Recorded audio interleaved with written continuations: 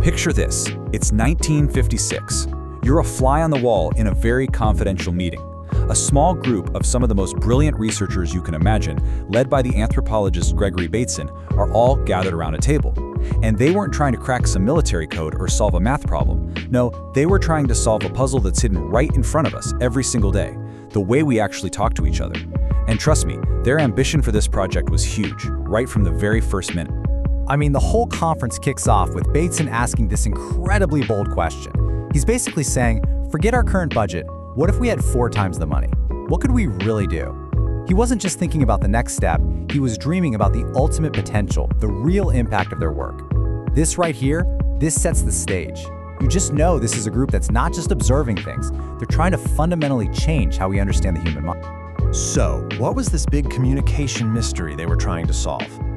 Well, they were looking into this really baffling pattern they'd seen, especially in families dealing with schizophrenia. It was like a kind of psychological trap that was being set and sprung using nothing more than words and tone of voice and context. At the very heart of their whole investigation was this one central clue, a phenomenon that they gave a name to, the double bind. They really believed this was the key, the thing that could unlock the entire puzzle of this destructive communication style they were seeing over and over again. So, what on earth is a double bind?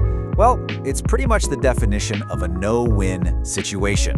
You know, imagine someone tells you, hey, be more spontaneous, but it's an order, right? So if you try to be spontaneous, you're just following their order, which is the opposite of spontaneous. And if you don't do it, well, you've disobeyed them. You're trapped. Any move you make is the wrong one. It's a perfect conversational cage. So as they're digging deeper and deeper into this kind of dark communications trap, their investigation takes this completely wild and unexpected turn. They found a parallel, a similar mechanism, not in something destructive, but in something we all love, humor.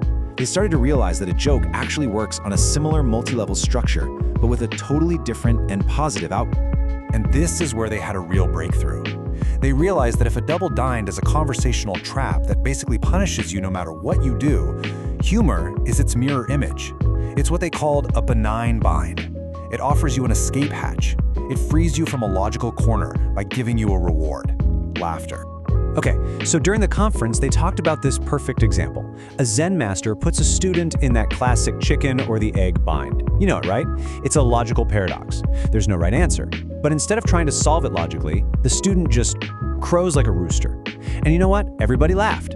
He didn't answer the question. He completely escaped the trap by switching to a whole new context. All right, here's another one. And this one's a little more personal, from one of their actual case files. A son is complaining to his dad that he feels let down. The father, trying to make him feel better, makes this completely over-the-top promise about having his right arm cut off.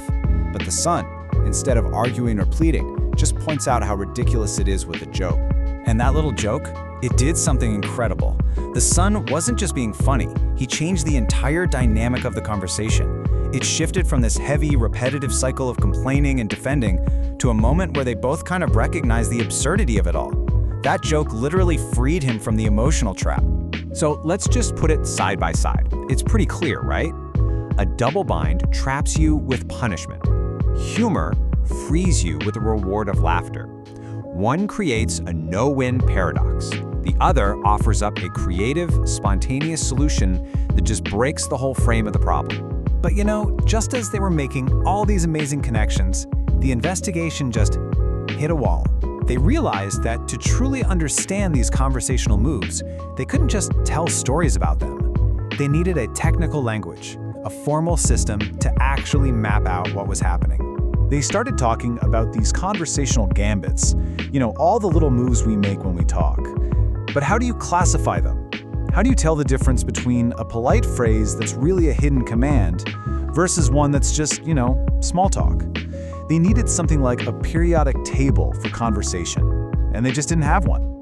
And Bateson himself just laid it all out there, really bluntly. He said all their terms were relative.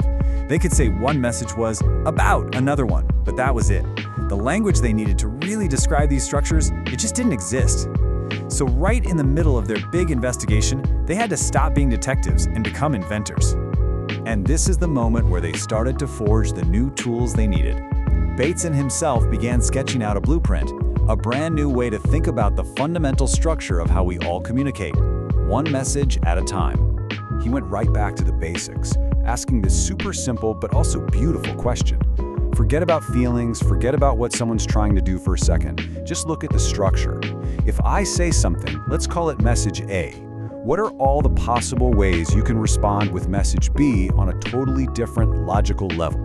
Okay, so they basically boiled it down to two main moves. The first one is to classify. You take my specific statement and you put it in a general box. You say, oh, that's a joke, or that's a lie. The second move is the exact opposite, to exemplify. I make a really general statement like, I hate getting involved, and you make it super specific by saying, you mean with me? But the blueprint still wasn't finished. On top of those two moves, they added another layer, and this one is absolutely crucial.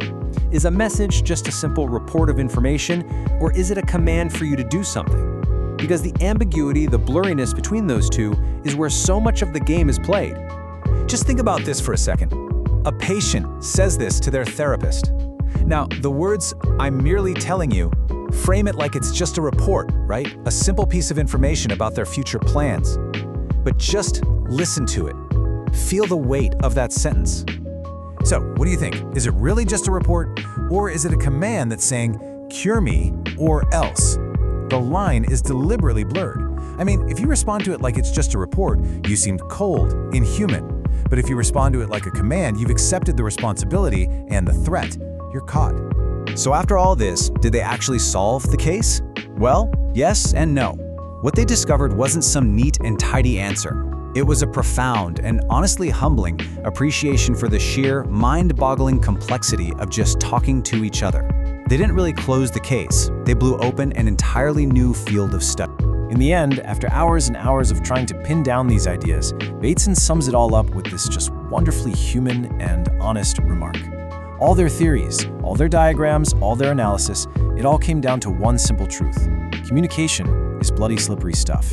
And that brings them to this final, really mind-bending idea. When you think about all these layers of meaning, these hidden commands, these constant classifications happening all the time, the real miracle isn't that we sometimes use a joke to escape a trap. The real wonder is that we can ever manage to have a straight, simple, unambiguous conversation at all. And this is where this whole story, from way back in 1956, lands right in your lap, right now.